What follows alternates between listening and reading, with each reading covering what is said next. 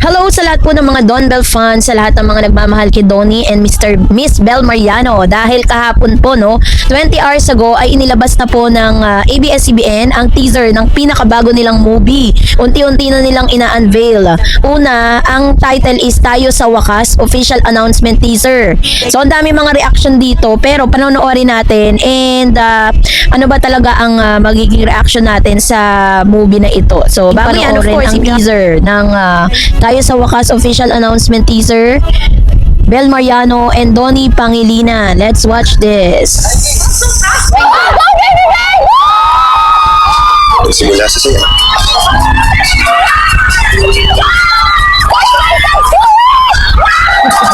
Bigay todo si Bel. Iba talaga ang Bel Mariano. Thank you, man. Sino ba lang, Tara? Hindi mo ba nakikita? Siyempre mo yung pogi. Uy, may narinig yun. Tungkol pa rin to sa kanilang pagmamahalan. Lumalang pagsasama.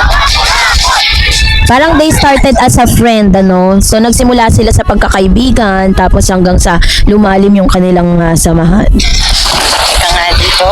Nga dito. Yan, nagsisigawan yung... Alam nyo ba, ang daming nito, reaction sa TikTok? Yung malapit yung bibig niya, di ba? Nagsisigawan yung mga tao sa TikTok nung napanood to. Grabe. Ate, extra pa tayo dyan. Boss, sa'yo na lang. Uy, salamat po ya. Huli ko. You know, Bingo, you need a bigger vehicle. Yung bar, dapat kasya lahat. Grabe ka naman sa akin. Upgraded na nga to. Really? Bali, isang araw magkakaroon ako ng magandang project. Dapat yung expensive. Welcome to Binondo Polyclinic Experience! Tayo. Parang nagsimula sila from the scratch. Tapos sa teaser, inuna yung yung medyo maganda rin yung buhay dito ni Mr. Donnie Pangilinan hanggang sa binalik din throwback. Parang ganun yung pagkakaunawa ko, ha. Kayo, i-comment nyo sa comment section. Kasama ako sa future. Yan na, ngayong 2026. Hanggang saan pa kaya? Brought to you by Star Cinema. Nice.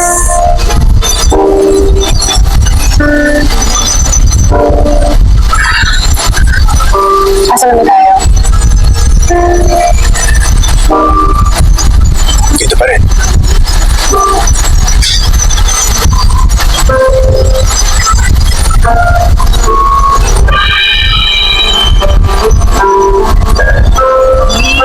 Tayo sa Wakas. Ayan. So, yun yung title ng kanilang movie. At ito po ay directed by Miss Cathy Garcia Sampana. Ilalabas siya this coming May 27, 2026. Kaya pala talagang unti-unti na nilang ina-unveil ang nilalaman ng movie. Sabi po ng mga reaction, "Can't wait, I love Don Bell. This is the movie that we're all waiting for. Seated na kami, Don Bell. Congratulations in advance. I know this movie will be a great success." Sabi pa niya, "Wow, directed by Direk Cathy and May 27 na pala ang showing. Ang galing ng teaser pa lang nakakilig, trending na worldwide. Sigurado #1 blockbuster ang movie Tayo sa Wakas. Congratulations." Sabi ni Kim Tan, "More into K-drama for years pero nagbalik loob sa Pinoy serye dahil sa Don Bell. The subtitle and nuances sa acting nila drew me in a natural lang at lakas ng chemistry nila." Alam nyo, ito talaga yung maganda kasi original po yan. Hindi yan para ginaya lang. Di ba kasi katulad po ng ilan sa mga adaptation na mga adaptation of na mga teleserye and movie, yun nga, nagkakaroon kasi ng comparison. Kung yung isang programa or isang proyekto na ibibigay sa kanila ay talagang masasabi mong sila talaga yung original, mas mabibigyan nila ng hustisya kasi kapag ginaya lang yan o inadapt lang yan sa ibang lugar o ibang ibang country, 'di ba? Magkakaroon ng comparison. Dino ba mas magaling, yung original ba o yung yung nag-adapt, 'di ba? Mas maganda ng original lahat. Tapos Pinoy made. Ibang klase kasi yung atake. Syempre ang magugustuhan ng mga Pinoy kahit ka pumunta ka sa ibang bansa pagkakain ka sa mga restaurant, ano bang hahanapin mo? Pinoy food pa rin. 'Diba? Kasi yun ang ano mo, pasok sa panlasa mo. Kaya tama lang yung naging desisyon ng Star Cinema, ng ABS-CBN, ano, na talagang original po yung gamitin nilang material. Tapos sabi pa dyan, can't wait sa May 27 4th anniversary ng KNKP ni Bell. Excited na ako sa new movie nyo, Don Bell. Tara na sa sinihan. Now na. May 27 pati. Sabi niyang watching from Chicago at nakaabang na sa movie. Hope it will be screen here. Na-impress sa Don Bell sa Bingo and Link sa Can't Buy Me Love. And watch their prior works. Galing nila both. And sabi, OMG, my Don Bell heart. Aabangan ko to. Can't Buy Me Love was the first Philippine series sa sibaybayan ko from the beginning to end. Ang natural lang Don Bell as Bingo and Ling. Plus, iba pa ang chemistry nila. Excited so much, my Don Bell heart. So happy. Hope I can meet them again here in UAE. So, ang base po dun sa impormasyon, yung movie po na ilalabas po nila, hindi po agad yan ilalabas. Parang parang may international screening din siya. Katulad ng ginagawa, kasi yan po yung strategy ngayon, 'di ba? Parang bago ilabas sa Pilipinas, inilalabas muna siya sa ibang bansa. So kung May pa po ilalabas yan, so most probably May, February, March, April, May. So 3 months in the making. So 3 months po nilang na hindi natin alam kung nasimulan na ba. Alam ko kasi sisimulan pa lang eh. Pero may teaser na silang inilabas. But anyways, so yun yung abangan po natin, 'di ba? So kailangan mag-reunite at talagang magsama-sama ang lahat ng mga Don Bell fan, kasi kapag naging maganda po ang resulta nito pong kanilang movie, susunod-sunod rin ng ABS-CBN yan. Magkakaroon ulit sila ng nagkaroon sila ng 1 movie a year, tapos isang movie ulit or isang teleserye for Don Bell. Yun po yung ilan sa mga plan po ng ABS-CBN for Don Bell, kasi sila talaga yung mas binibigyan diin ngayon ng ABS, kasi sila talaga yung may pinakamalaking fan base. Meron kasi silang malaking mga supporters, not only here in the Philippines but also sa ibang bansa. Kaya talagang ganun na lang yung support na binibigay sa kanila ng ABS-CBN para po magpatuloy ang Don Bell. Kaya kailangan ngayon pala mag-ipon na kayo, no?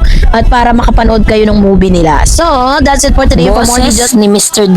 Donnie Pangilinan and Miss Bel Mariano, abay may magandang Opinion. Ngayon, balita pag-usapan na patungkol natin sa ito. isa sa pinakamagandang news na inihatid ng ABS-CBN News sa kanila pong online platform, kung saan noong January or February 17, 2026, ibinahagi ng ABS-CBN News ang isa sa pinakapananabikan na balita para sa mga tagahanga ng tambalang kilala bilang Don Bell. Ang teaser para sa kanilang bagong pelikulang Tayo sa Wakas ay umabot na sa 5.9 million views.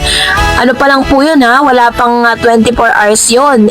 Grabe na po yung pagtanggap ng tao. Iba't ibang social media platform, isang record na malinaw na nagpapakita ng napakalaking interest ng publiko para sa proyektong ito. Ang malaking bilang ng views sa teaser na inilabas bilang paunang sulyap sa bagong pelikula ni Donnie Pangilinan at Bel Mariano ay hindi lang basta numero. Ito ay simbolo na napakalaking pagsuporta at pagkahilig ng mga manonood, hindi lamang sa tambalan kundi sa mismong kwento at tema ng pelikula. Sa loob lamang ng ilang oras matapos ilabas ito na social media, agad itong nag-trend at umani ng libo-libong komento at reaction sa pag-share. O diba? Ganon katindi po, no? Pag talagang nag-unite ang mga Don Bell, talagang maganda ang result. Tsaka dito mo na makikita na pag magkasama silang dalawa, ang ganda ng resulta at solid, diba? Bagamat hindi pa ganap na inilalahad na mga gumawa ang buong storyline ng Tayo sa Wakas, ang teaser mismo ay nagbibigay ng malalim na emosyonal na pahiwatig at nostalgia sa mga long-time fans ng Don Bell. Pinaghalo rito ang mga tema ng pag-ibig, pagkakataon, paghihintay at pangarap. Mga elemento na inaasahang mag-uugnay-ugnay sa maraming manonood sa kanilang sariling mga karanasan at damdamin. Sa mga naunang proyektong pinagtambalan ni Donnie at Bell tulad ng He's Into Her, Can't Buy Me Love, Love is Colorblind, An Inconvenient Love, nakilala ang chemistry at dynamics nila sa screen. Kaya hindi katakatakang maraming tagahanga ang sabik na sabik sa bagong kwento nila. Marami ring netizen ang nag-aakala na ang teaser ay parang paglalakbay sa nakaraan dahil may mga eksenang maaaring nakapukaw ng nostalgic memories para sa mga fans, lalo na sa mga mahilig sa love team genre. Ang mga alalahaning eksenang ito ay tila nagpapaalala sa mga masayang sandali ng tambalang Don Bell sa loob ng maraming taon. At ito mismo ang isang malaking dahilan kung bakit mabilis ang pagtaas ng viewers, no? O ng views. Kasi kung mapapansin ninyo, pinagtagpi-tagpi nila lahat ng mga highlights ng movie, no? Nitong Don Bell. Kaya talagang siya, kapanapanabi kasi nagbigay lang sila ng parang konting glimpse lang dun po sa pinakabagong movie ng Don Bell. Bakit malaking usapin ang 5.9 million views? Hindi maliit na bilang para sa isang teaser, lalo na kung ang target ay ang mga Pilipino at ang mga kapamilya audience sa ibang bansa. Kung isipin natin, ito ay nangangahulugang libo-libong tao ang nagbigay ng oras para panoorin at magbigay ng interes sa proyektong ito. Sa konteksto kasi ng digital engagement ng ABS-CBN, ang kumpanya ay kilala sa pagkakaroon ng malawak na reach. Umaabot ang ABS-CBN Entertainment na sa tinatayang higit 300 million followers sa iba't ibang social media platform noong nakaraang taon at may milyon-milyong viewers sa YouTube, Facebook, Instagram at TikTok. Hindi lamang basta numero ang views na ito. Ito ay simbolo ng isang loyal at aktibong fanbase na hanggang tumulong upang mapalaganap ang proyekto sa panahon kung saan maraming pelikula at series ang umaasa sa digital buzz para sa promo. Ang ganitong mataas na engagement ay isang malaking bentahe. Kaya talagang sabi po ng mga ABS-CBN bosses, napakaganda po ng kanilang feedback doon po sa naging resulta ng kanilang teaser. Kasi yung teaser na yun, patikim pa lang siya eh. Wala pa talaga tayo doon sa pinaka bottom line ng kwento. Kumbaga parang paano pa lang, patikim pa lang, pero grabe na po yung pagtanggap ng tao. Lalo na po kapag po talagang movie na, 'di ba? Ang pelikulang Tayo sa Wakas ay mula sa Star Cinema, isa sa pinakamalaking film production company sa bansa na kilala sa paggawa ng mga iconic na pelikula at drama series. Ang direktor ay isang Batikan, no? Filmmaker na kilala sa paggawa ng romantikong obra na sumailalim sa pang-araw-araw na relasyon at buhay ng mga Pilipino. Kaya ang Tayo sa Wakas ay inaasang magiging isa sa mga klasikong kwento ng pag-ibig na may lalim at puso. So kilala nyo naman na kung sino po yung kanilang pinili na direktor at walang iba yan kundi si Direk Cathy Garcia Sampana, isa sa pinakamagaling at talaga namang premyadong direktor na kapag siya ay gumawa ng isang romantic film, romantic drama series or yung mga iconic teleseries, talagang yung mga obra niya tumatabo talaga sa takilya. Example na lang po yung movie po ni Alden tsaka ni Catherine, one of the highest top grossing film of all time. Wala pa pong nakakabit dun sa record at ngayon syempre po gagawa niya ng pelikula ang Don Bell, and that's really very exciting, diba?